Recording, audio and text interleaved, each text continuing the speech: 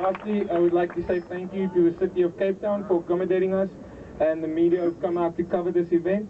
But most of all, I'd like to thank the officers in blue for coming to make sure that this is a peaceful and safe march. No need, they will enjoy it as well.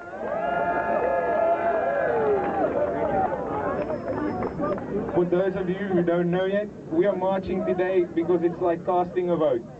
In itself, one vote does not do much, but when enough people do it, you will see a change.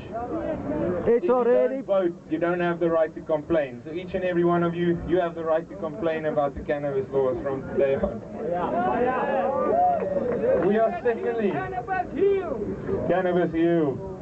We are marching today to show South Africa that we are not just a small contingent of people, but that we are way larger than they can actually believe. We are marching to show them that our culture is extremely diverse. We cross all religious, all cultural and all racial boundaries. There's nothing that keeps us boxed in. We are marching because we want to see a change in unjust laws, first and foremost. We all know cannabis is a medicinal plant, it's an industrial plant, and it can be used recreationally by adults in a safe environment. And I'm not going to go too deeply into that, as I'm sure that the majority of you are quite well informed on what's going on around cannabis in the world, as you are here today. I personally believe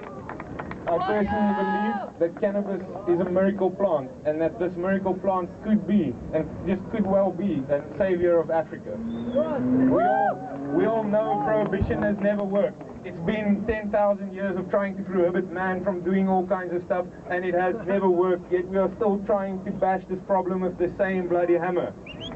So we finally have a solution to your problem, if only the rest of South Africa would open their ears.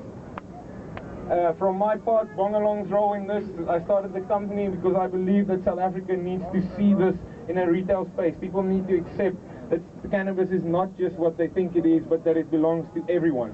And spreading the word to consumerism is the easiest way to get people to actually listen.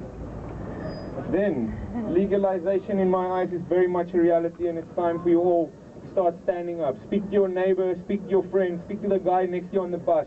Speak to the old lady who seems like she doesn't like cannabis. You might just convince her that it will save her one day. Yes, yes, yes! On that note,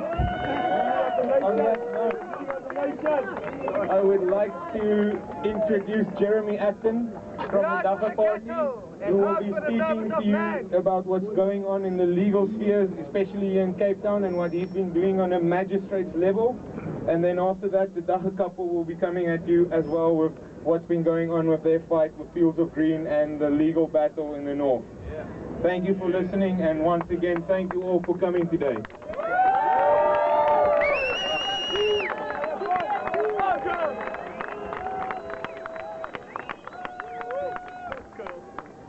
Greetings to everybody who came here today. It's so wonderful to see a diverse crowd of all the different cultures coming together, all the different religions coming together. This is the tree that unites South Africans. And the world! Sort of hiding away in the shadows. But today I can see that we're standing in the sun. I just want to give some news about your rights. At the moment, in various high courts around the country, particularly in the Western Cape, we have papers which anyone can serve if they're arrested to the High Court to apply to stay their prosecution. And that allows them also to file a second paper called a summons of the state to justify the law. So if you get arrested, the goal is to get through the police as politely and with as least information that you can give them as possible. They start chatting you up and they ask you about your family and don't say a word. What is happening is the police are gathering data on everybody they can pick up for any sort of a misdemeanor, and cannabis is the first one that they will actually search for. So you have two choices when you get arrested. You can ask for a summons to appear in court. That is a SAP 496, no option of a fine.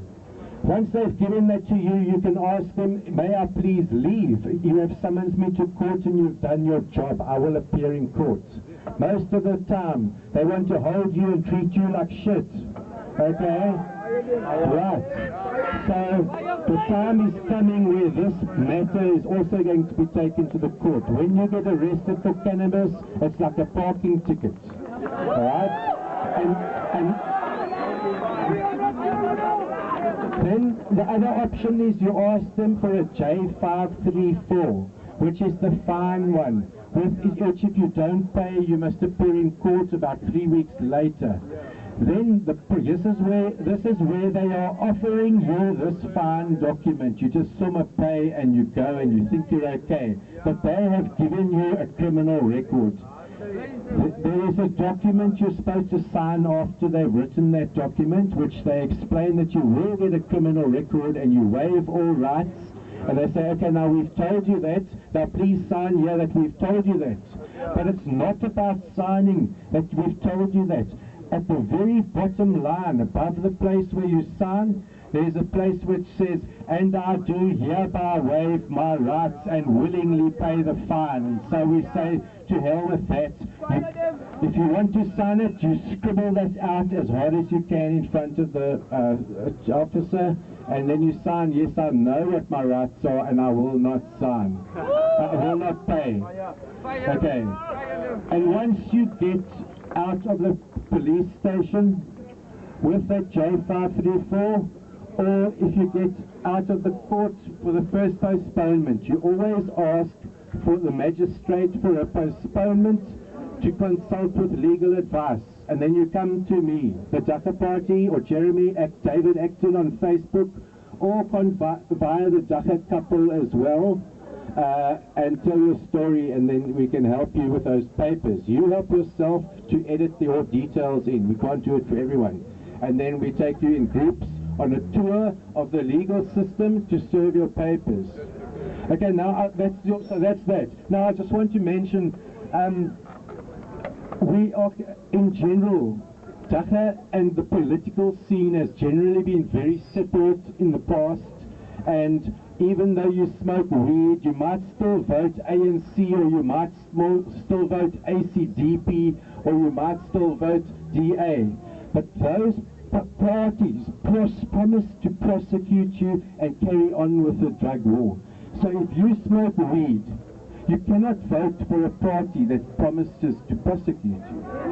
So it's not about only just voting for the Dagga Party. It's not about just me being some kind of guy who wears a Dagga Party t-shirt. It's about you guys mobilizing in your communities. The whole idea, even if we don't get into parliament on that, we need circles of cooperative friends who smoke. We need the Dagga culture, living in the suburbs, but knowing each other.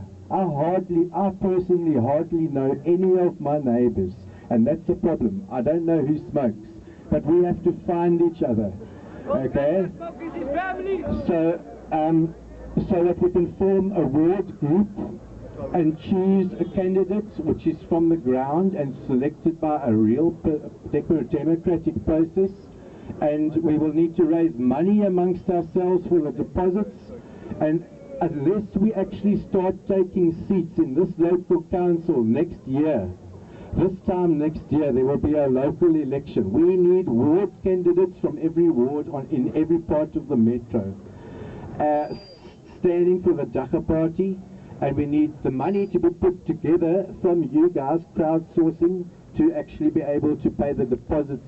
That will probably be about 10 grand at the very least, just for Cape Town.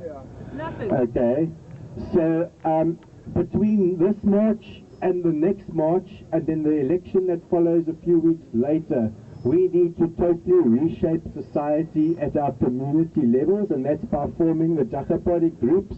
Those groups will one day be the cannabis cooperative for your area. So let's get meeting each other, and let's get gardening, and the weed will follow. All right. Okay, so that's my appeal, is that please make contact via the Dagga Party Facebook page, Ikela Lensango, Dagga Party of South Africa, everyone please. And then make contact, tell us who you are, and then we'll try and arrange meetings in your area where we meet some of you guys and show you what the way forward. Okay, thank you very much. Thanks. Right, bless you. Enjoy the day. I just, on behalf of let's call it law and order, we must please not walk between the parked cars on the side of the road, and we mustn't go over the middle line. So if we can just cooperate on that, the marshals will also have fun. That's the most important thing. Thanks very much. Blessed, eh? Okay guys, next up is the Dagga couple. Here to speak to us all the way from Joburg. Give them a hand.